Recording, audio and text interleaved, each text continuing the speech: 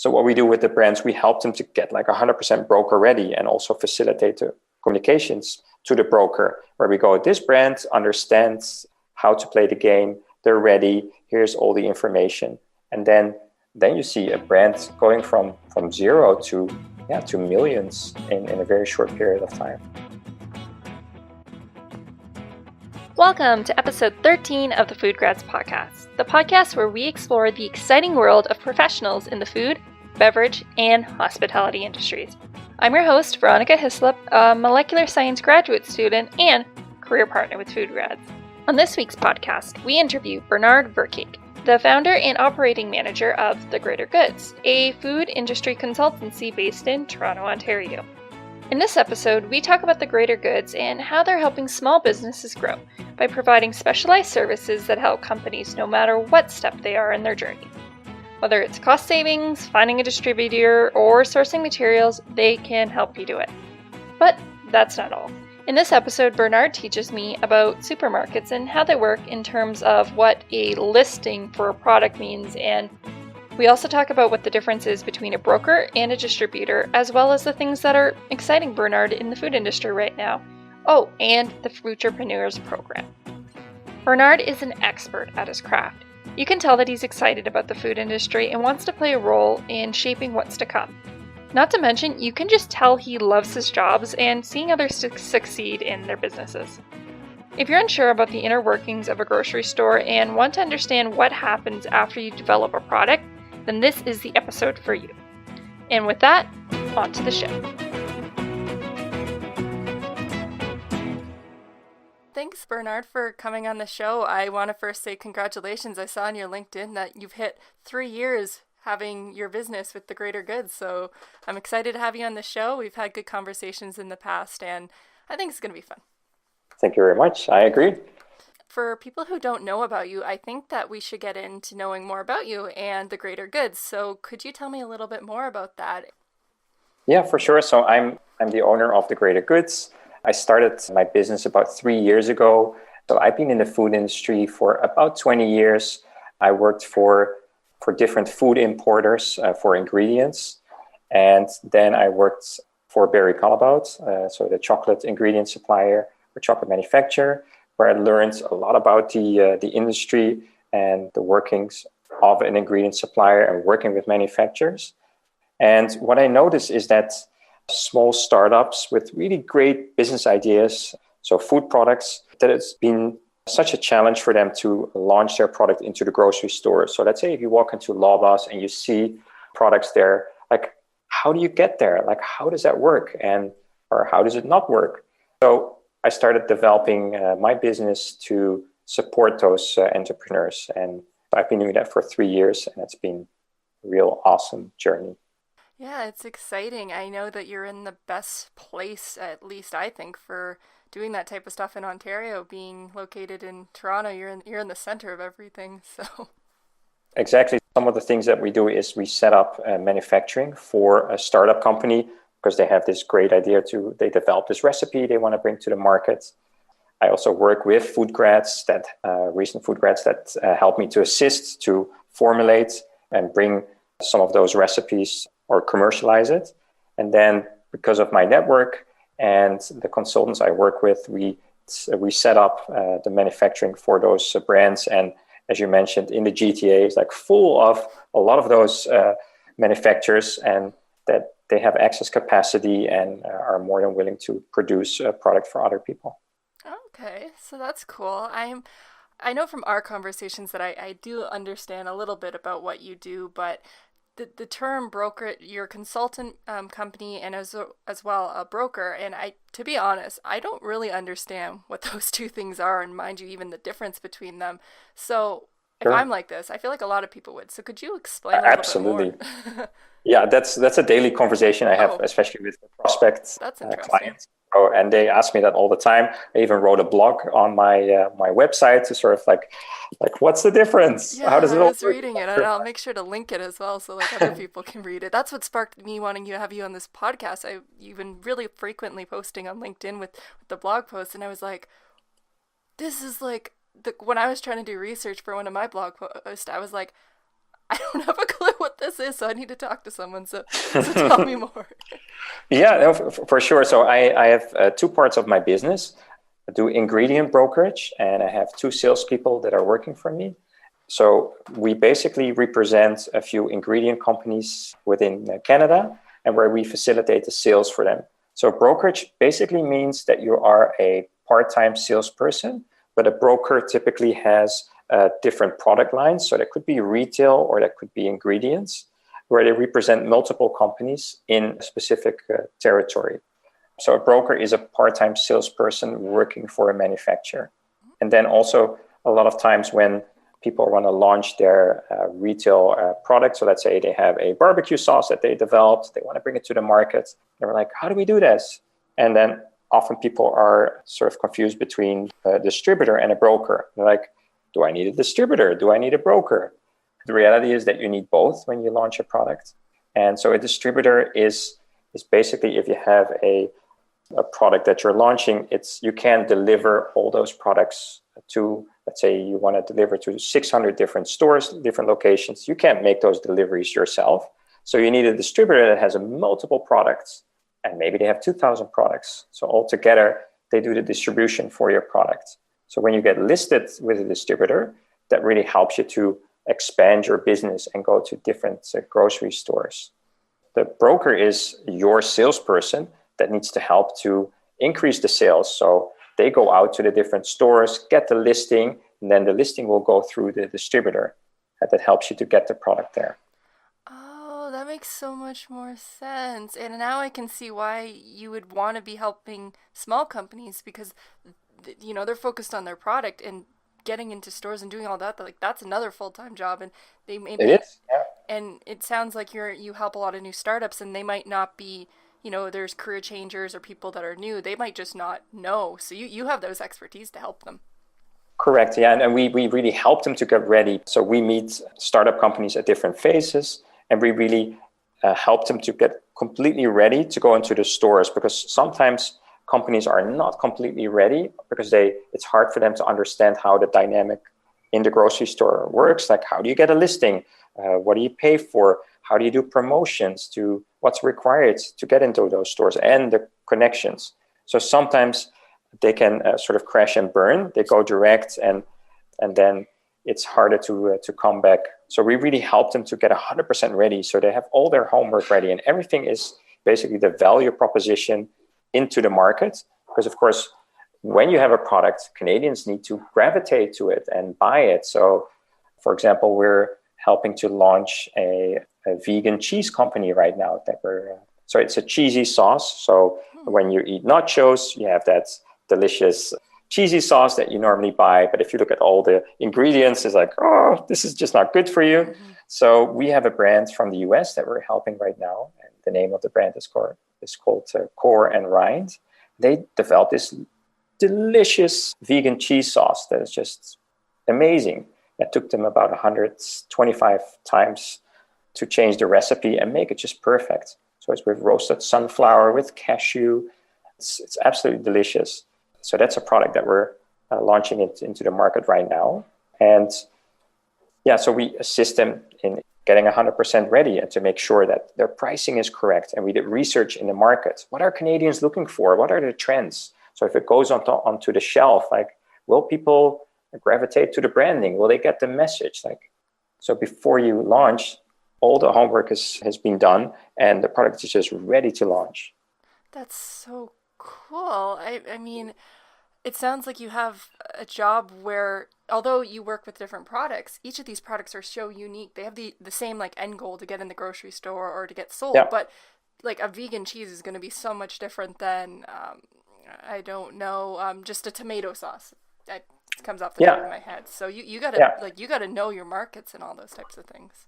Yeah, so we work with different consultants, and actually COVID has been so good in that regard, where people are working more online. So I was also able to connect with different consultants that work for me. So my team consists out of independent contractors. So basically, there are people that are specialized in certain fields. So I work with a marketing specialist. I work with somebody that's very good in sourcing ingredients and setting up manufacture.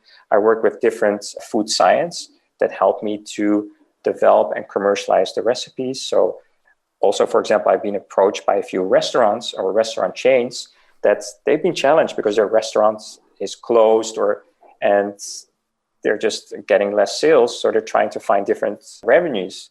So I'm working with one Greek restaurant right now. They have this amazing tzatziki sauce. They were like, we want to bring this to the grocery store. And people have been asking us like to bring it to the stores, or they want to take it home. So we're now reformulating it to get it shelf stable and then get it into the stores.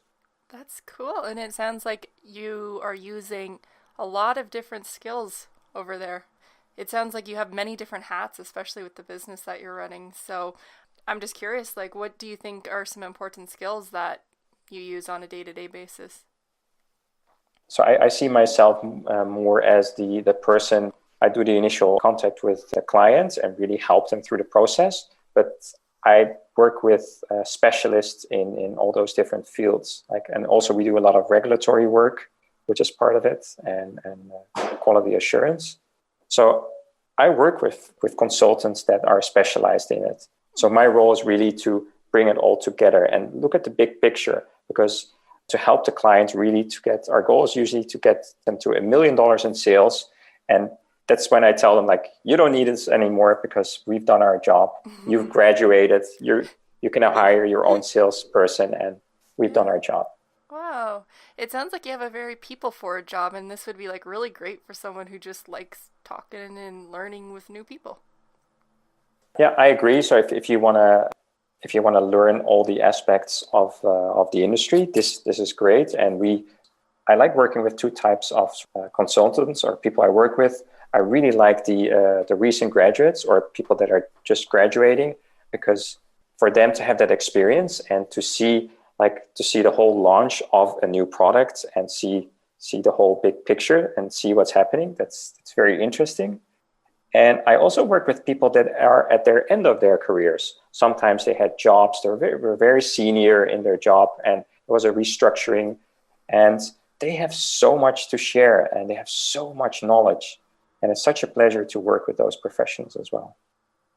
And I'm going to divert the conversation. I saw that you were part of the Futurepeneurs Program, and It sounds like you've been really active with that. And I wanted to know a little bit more about that, and how has the experience been for you?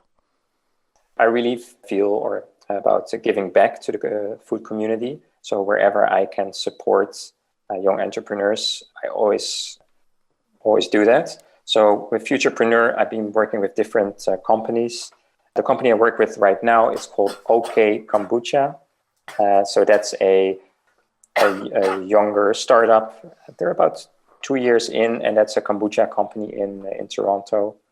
And it's been really a joy to work with them. So what I did, I helped them to streamline their sales process. We looked at all the costing.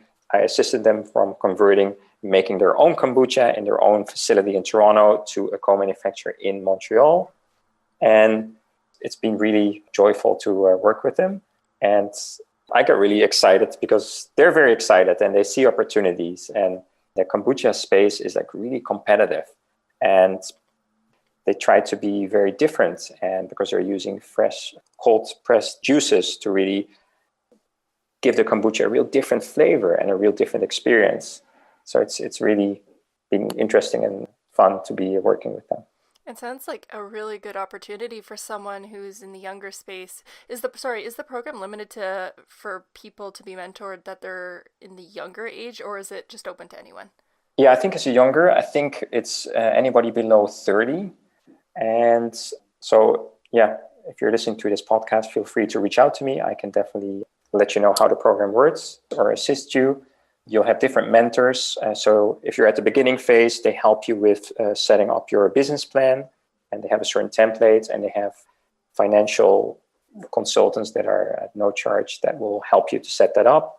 And then once you are approved for the program, you'll get an industry expert, so somebody like me, that will assist you. So you have like weekly calls with somebody like me to walk you through the process of setting up or developing your business. And there's also a loan that's available to you as well. That is awesome. I mean, I know in school, if you're going to school for learning research and development if you're going to food science program, but like this takes it to the next step, and it really can make your idea into like your next step after graduation, or even if you have graduated, like it could be your lifelong job. That's cool. No, absolutely. And maybe because some people that have those great food ideas, and maybe they're more towards food science, or the business side is a little bit foreign to them. They're like, what do I do? How do I start this business? So this is a great program for them. And I like that as well, that it's targeted specifically for people who are new, because that can be challenging to navigate in those first steps, especially if you haven't been in the industry for 10, 20 years, to be able to get mentorship like that. It's not just someone, you're not just immediately pitching your idea and getting the money, like you're growing. And I bet you get so many personal development things that are even aside from the business. So absolutely. Yeah. So for example, with OK Kombucha, they had challenges with shelf life, challenges with their current co-manufacturer, like this whole shift that they're going through right now to which really challenged their business and their growth model. And also going through COVID, they shifted to an online model. So it was like really interesting to see their growth and their experience. Yeah, I gotta give them credit. With everything I've done in the food industry, I've never thought about making my own product and selling it, because it sounds so tough to navigate. Like, I give credit to anyone who does it, but I mean, if there's people like you helping them, maybe it might be a little easier. Yeah, no, but I totally respect. I always find it admirable, the drive that some people have. I agree. And it's kind of crazy, like when you see, if you know of people when they just were starting the product, and then it's 2 years from now, and you're at like a major grocery chain, and it's just there, and you're like, holy cow, like that's impressive. I love that. I love seeing our clients like popping up in the grocery store. Like I was the other day in Sobeys in one aisle, and I saw like 2 of our clients. I'm like, yes, here they are. It's so cool. And you start the conversation like a year and a half ago, just at the kitchen table, and they're like, I would love to do this. And then you see that in the store. That's very cool. I locked myself out of my building on yesterday when I was at school, so I had to wait around for someone. So I thought, I'll go walk around Loblaws for an hour. Like, I got time to kill because I couldn't go sit anywhere. And I was looking around, and it just made me think about how when you work in the food industry, you remember people by going through the grocery store. It's not like... Totally, yeah. Like, you're just like, oh, yeah, you're looking at your butter, and you're like, oh, I wonder how that person's doing. Or you look at that one, and you're like, oh, I wonder how they're doing. I should give them a call. Yeah, it's funny that you say it, because I have that all the time. Like, I can't just walk into the grocery store anymore, because like every time there's like a story behind the product. But I think that's the best part. Like, I mean, that's the thing that I really hope that we can... By talking, we're having these conversations, that people can see that the grocery store, as much as I love the restaurants, I know that you see the people behind them. When you go to the grocery store, many people don't think that they just see like Kellogg's or Kraft. It's just the brand. Right. But like when you start to get in the nitty gritty things, you're like, oh yeah, I know the production manager for that place, and right. It humanizes it. No, I agree. That's a nice observation. It's one of the things that I like about the industry. And but it's about connections and community, and I think this podcast also helps, right, to sort of connect the people behind it, and that's also what I'm trying to do.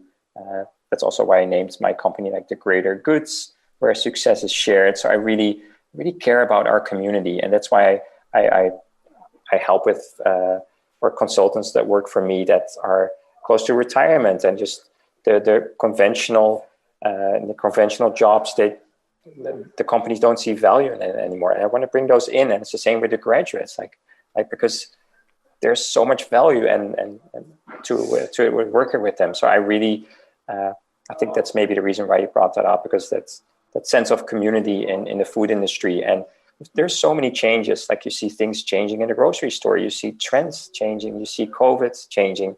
So if you come to the job market right now, and I've spoken to different graduates, and it's just nice to hear their perspective. And some of them are like, I just don't know what to do. I don't know where to start. Like, how can I ever enter the food industry as a career?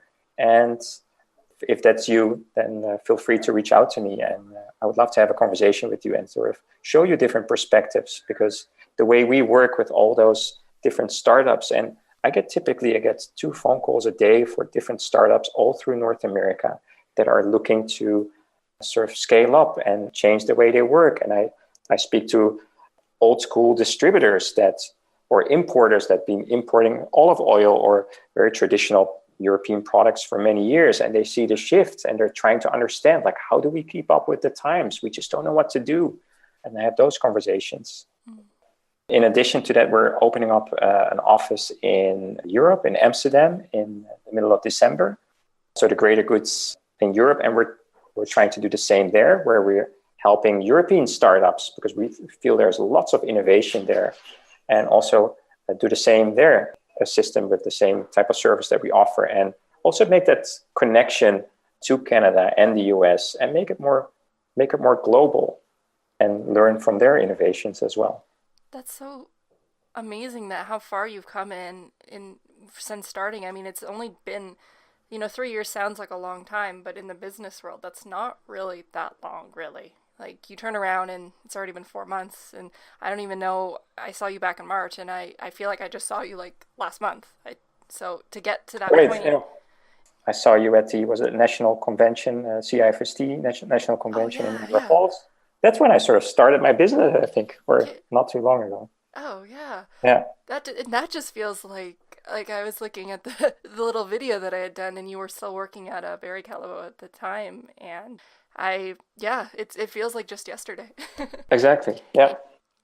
I want to take the conversation 2 places, but just one thing I've been thinking about since you had mentioned it is that you had mentioned getting a listing in the grocery store. And I'll be honest, I don't really actually know what that means. And I was wondering if you could maybe explain what that is and how someone gets listed. Okay, yeah, so that's a typical North American thing. So you don't see that in Europe. And that's also, if you're a startup brand or you want to expand, really look into the European markets, because the European market doesn't have those fees to get product into the store. Also, the exchange rate is very favorable. And there's a free trade agreement between Canada and the European Union. So if you're thinking about expanding, that's a great market to go to. So listing fees are the larger Canadian retail chains, such as Loblaws, Sobeys, Metro. They all have slotting fees, or basically, so when you walk through the aisle and you see, let's say you see the Kellogg cereal, all those people, they buy their spot into the grocery store. So you have to pay a fee in order to get into the grocery store, the bigger ones. And so those fees can be somewhere between $25,000 per item, per SKU, to $5,000.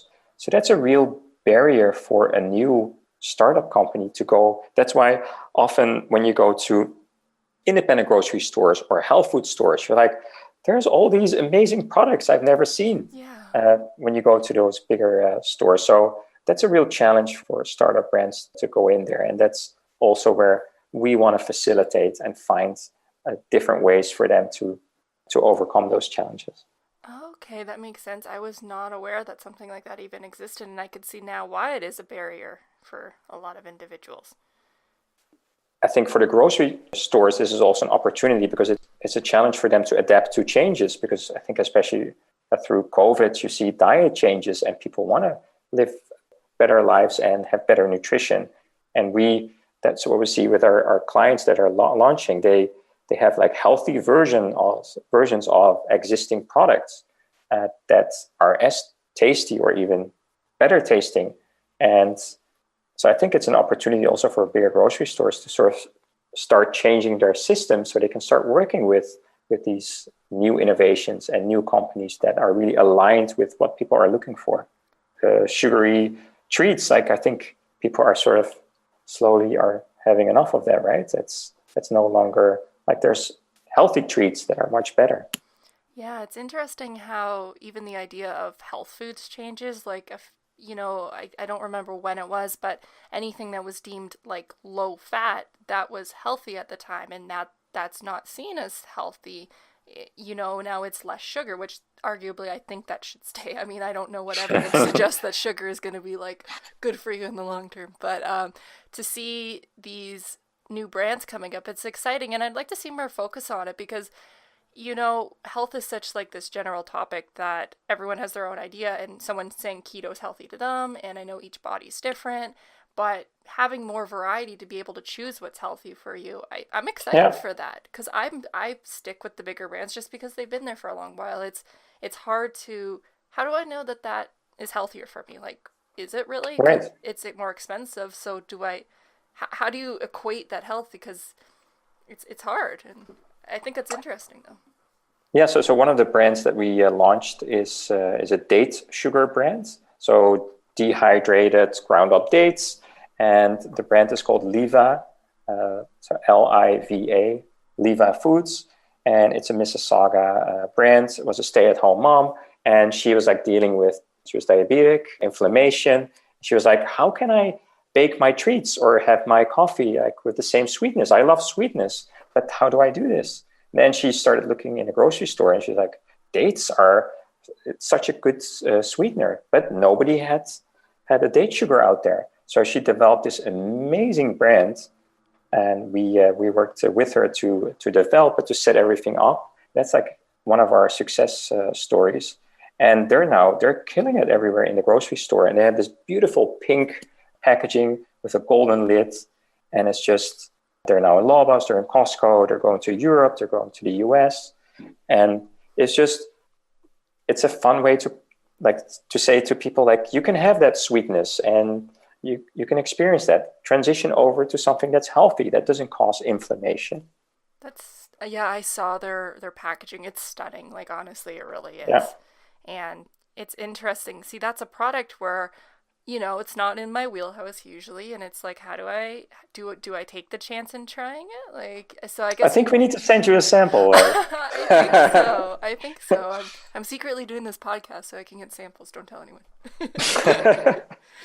No, I'd love to try some, because I did see their packaging, and my dad's diabetic and he loves the sweets, and it's, how do you make it not seem like I'm just eating something that's a health food? Like, Exactly. I'm not depriving myself. I want to not feel like I'm depriving myself and just choose it because I like it. Yes. Yeah. And that's very important. And that's, I think, a lot of like gluten-free products, and some of them are just not, they don't taste good. Yeah. So people are like, oh, I don't want to eat that. And that's a funny thing you mentioned that as well, because my boyfriend's father, he's celiac, so he's seen he's celiac. It's not an intolerance, like, he can't eat gluten, period. And hearing him talk over the years that I've been dating, like, he's just been like, the amount of products that have come out, and that's the exciting part about these startups, is they're the people that are saying, I'm tired of having these bland products. I want to just eat a good pizza that tastes good. Nothing... Yeah. No big deal. Yeah, I agree. Yeah, so it really does sound that brokers are important in helping, like, give these opportunities to these individuals, clearly from what you've been doing. And I just wanted to know for you as well, why do you think that brokers are important for the industry?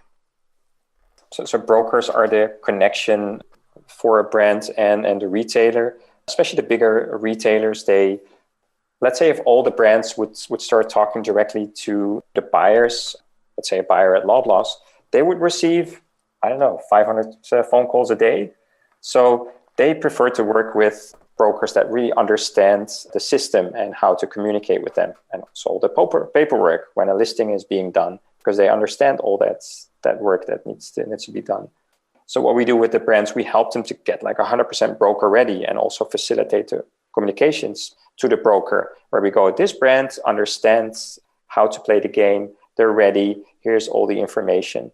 And then you see a brand going from zero to millions in a very short period of time.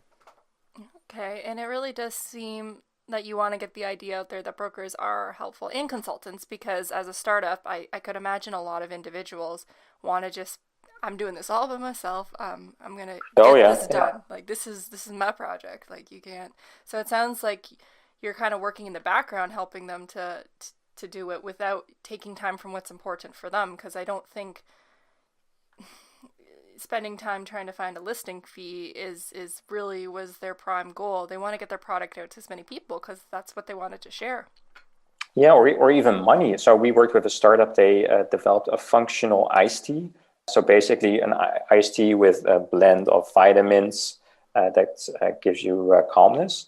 And what they did, they developed this with a neuroscience, developed this amazing product. They did a branding, then they did a whole test run. So basically they invested about $60,000. And they were like, yes, we're ready. And then they were like, let's go out and sell it. So they were starting to call retailers and distributors.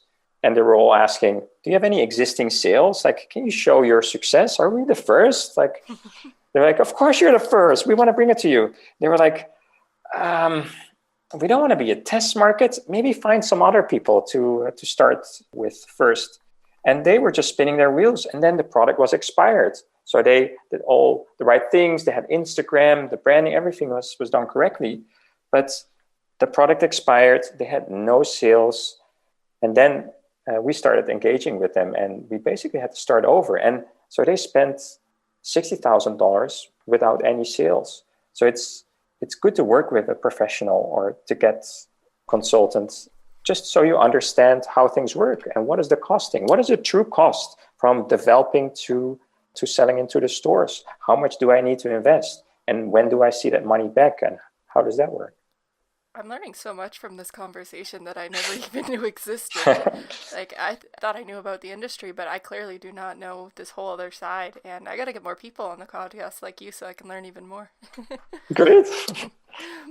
Because you have so much background, like you have all this knowledge about the industry and this side, how do you research? Like, how have you gained this knowledge to know the inner workings on this side?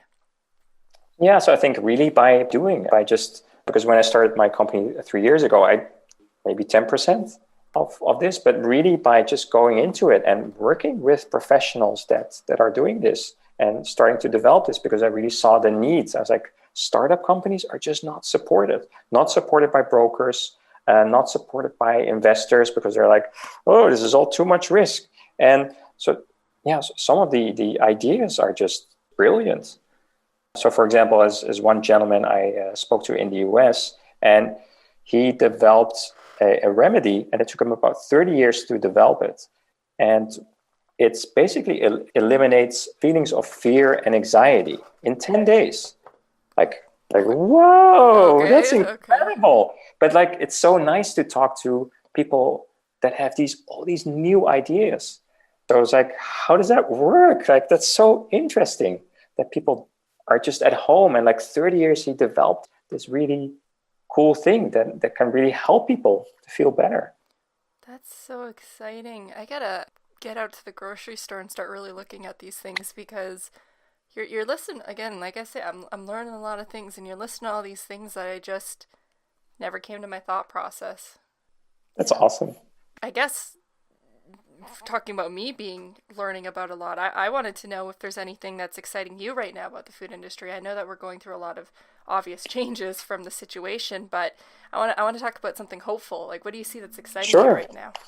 Yeah, so I see a lot of people developing like healthy versions of existing products. So I think a lot of Canadians are looking forward to new innovations, healthy, good food options that are affordable. And I think that's the number one that we're working on, to make sure that it is affordable for people to try. And that's one of the things that we really help with, to bring the costs down, because there's a lot of entrepreneurs that are like, and I just got off the phone with one of my clients, and we went through a whole exercise, and they go, we're losing $1,000 every month, after they realized like what the true cost was of doing business. So they were like getting all worried. So I was like, no, this is good insight, because now we can start working on it. So we typically help them to bring the cost down and become profitable, because we bring in that expertise and understanding how to buy all those ingredients. And so this way we get them more competitive, and also they can be in the stores with a better price. So basically I speak to a lot of young entrepreneurs that are just excited and bringing new things to the market. And I just love speaking with them and their drive and excitement for that change. And it's so nice to be part of that. And so I see in the next 10 years, I see a real change of the concept of a grocery store, the way we're buying, or even the way we're perceiving food. Let's say the McDonald's in the world, like, is that still something that people will gravitate to, or is that, and the plant-based, how is that going to affect? So I think there's going to be a real shift of Canadians of how they perceive foods, how they perceive the impact of the environment and the nourishment they're getting out of food. Mm-hmm. You're right. I'm excited, and hearing you, it like gets me excited too. I mean, with these things, like we're at such a interesting time where things are moving so fast, and it could really change anything. And Yeah, I think that there's also this more chance at the market not being dominated by certain brands. Like there's going to be exactly. a more Yeah. diverse landscape, for a company that's focused on one good quality product or like a smaller product line. That might be Yes. something we see more. And thinking about our dining experiences, I was talking to Nicole this week about what's fast food going to look like. Are we going to get more Right. fast food? It's still not as prevalent having fast, healthy food that's affordable. Like that's still not Yeah, as in the forefront as I would like. So it's I agree. exciting. And Yeah. hearing you talk about students, I think this would be a good chance to ask you, and what advice would you give students who are starting their careers and might want to go into a profession that's similar to yours? I want to say, I feel like we're going through a transition right now, just like you just talked about. I see new students entering the market that maybe not sure what to do. Like, it's a period of transition where I think, just like we just talked about, those healthy options, and they will come to the forefront, smaller companies. So really see that longer vision of your career and just start learning different skills.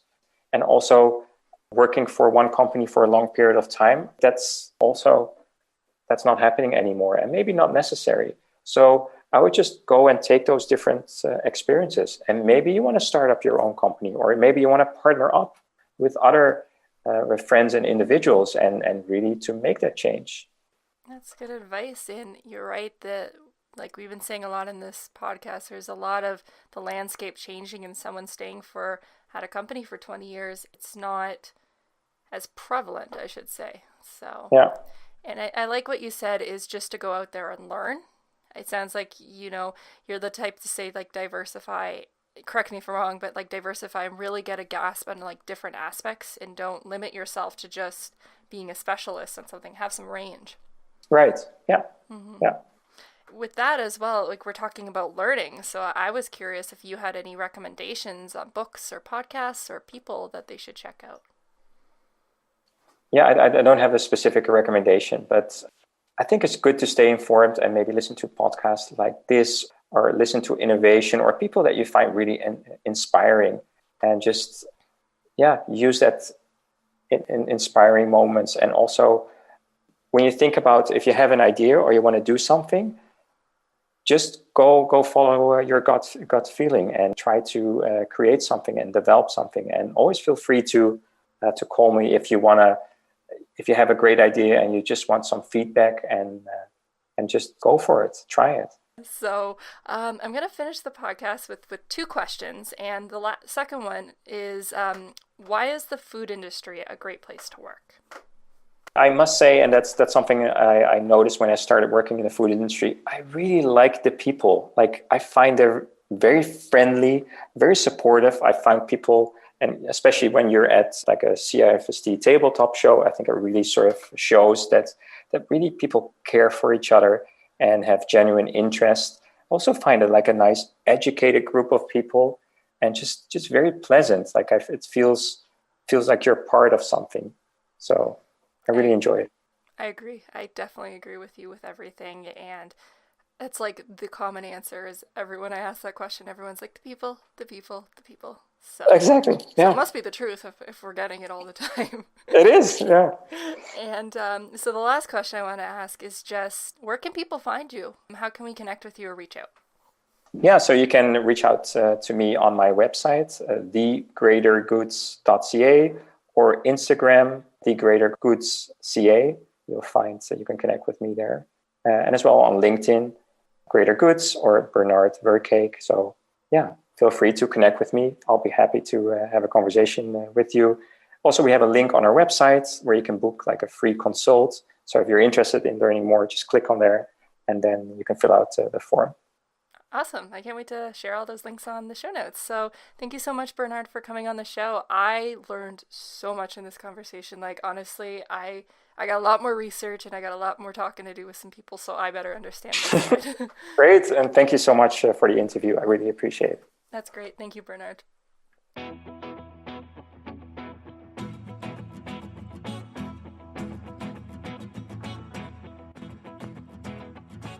Thank you everyone so much for tuning in and listening to episode 13 of the FoodGrads podcast. All the show notes for this episode can be found by clicking the podcast tab on the FoodGrads website. There, you can find any past or future episodes of the show. If you enjoyed this episode, then please consider sharing it with your network. I would love to get the word out about how great the food industry is and get more people excited about it. Also, don't forget to sign up for your free FoodGrads account.